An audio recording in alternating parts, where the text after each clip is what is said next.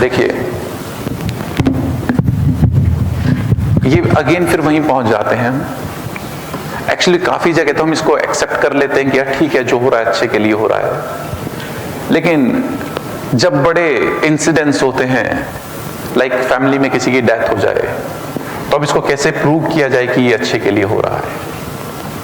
और इस टाइम पर कोई किसी को बोल दे कि जो हुआ अच्छे के लिए हुआ, बड़ा उल्टा पड़ जाएगा, मतलब क्या मजाक है। लेकिन बहुत सारे प्लान आपको और मुझे पता ही नहीं है, और बहुत सारी चीजें अगेन फिर स्वीकार करने की हैं। एक बार एक महिला जिसके पति की अभी कुछ 2 साल पहले एक्सीडेंट में मृत्यु हो गई थी, और उसी दिन उसके साथ उसकी बेटी भी थी, उसकी भी उसी एक्सीडेंट में मृत्यु हो गई थी। उसकी जिंदगी का दिलीप भाई से सिर्फ और सिर्फ और सिर्फ एक ही सहारा था, उसका बेटा। और आज ऐसा मुसीबत का पहाड़ उसके ऊपर टूटा, ऐसा मुसीबत का पहाड़ उसके ऊपर टूटा कि उसका बेटा भी मरण को प्राप्त हो गया। वो पूरी तरह टूट चुकी है, पूरी तरह उसकी जिंदगी लुट चुकी है। वो कह रही है कोई मेरे बेटे को जिंदा कर दो, कोई मेरे बेटे को जिंदा कर दो, मैं इसके बिना नहीं रह पाऊंगी, कोई मेरे बेटे को जिंदा कर दो। उसे पता चलता है कि अगर तुम्हारी कोई मदद कर सकता है तो सिर्फ पास के गांव में बुद्ध का संघ आया हुआ है, वहां जाओ, उसके अलावा तुम्हारी कोई मदद नहीं कर सकता। वो महिला बड़ी उम्मीदों के साथ, क्योंकि अगर ऐसे में किसी व्यक्ति को उम्मीद भी जग जाए तो उसको उम्मीद जाग जाती है कि शायद मेरा काम बन ही जाएगा। वो महिला पूरी उम्मीदों के साथ उस गांव की तरफ दौड़ लगा पड़ती है, नंगे पांव, बिखरे बाल, एक रोती मां, एक उम्मीद के साथ दौड़ती चली जा रही है, दौड़ती चली जा रही है। हाँ, शायद बुद्ध मेरे बेटे को जिंदा कर देंगे, बुद्ध ऐसा कोई चमत्कार कर देंगे कि मेरा बेटा दोबारा जी उठेगा, फिर उठकर बोलेगा मां। वो दौड़ती चली जा रही है, बुद्ध के सामने जाकर नतमस्तक हो जाती है, कहती है कि प्रभु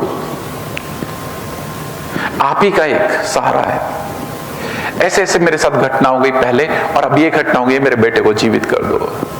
बुद्ध कहते हैं कि चिंता मत करो, मैं तुम्हारे बेटे को जीवित कर दूंगा। इसकी उम्मीद अब परवान चढ़ चुकी थी, क्योंकि बुद्ध कभी झूठ तो बोलते नहीं है। बुद्ध थे कोई बुद्धू थोड़ी थे कि कुछ भी बोल जाते। बुद्ध ने कहा लेकिन एक शर्त है, एक काम करना होगा, अपने गांव में से किसी भी एक ऐसे घर से एक मुट्ठी तिल लाने होंगे जिसमें कभी किसी की मृत्यु ना हुई हो। यह महिला वापस अपने गांव की तरफ दौड़ती है, पहले घर का दरवाजा खटखटाती है, भैया भैया एक मुट्ठी तिल दे दो, लेकिन तुम्हारे घर में किसी की मृत्यु नहीं होनी चाहिए। कहता मां एक मुट्ठी तो छोड़, मैं तुझे बोरी भरकर तिल दे दूं, लेकिन क्या करूं, मेरे घर में भी लोगों की मृत्यु हुई है।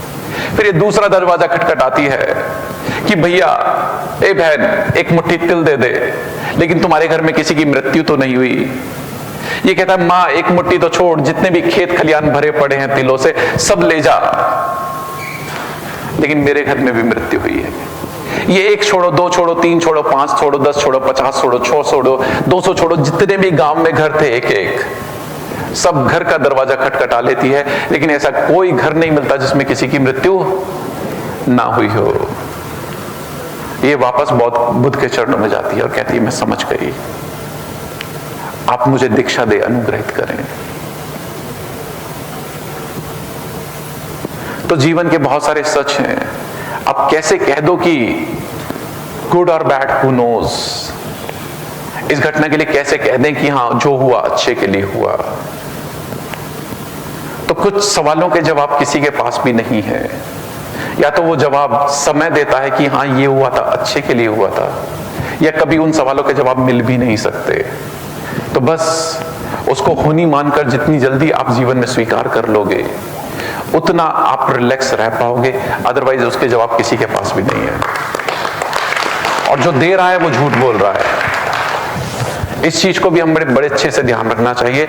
जो अगर हमारे ऐसे सवालों के जवाब दे रहा है और कह रहा है कि मैं मिस्टिक हो चुका हूं, मैंने उस ऐसे ज्ञान को प्राप्त कर लिया है कि अब मैं तुम्हारे किसी भी सवालों के जवाब दे सकता हूं, तो वो चमत्कार के नाम पर आपका कुछ और ही कर रहा है।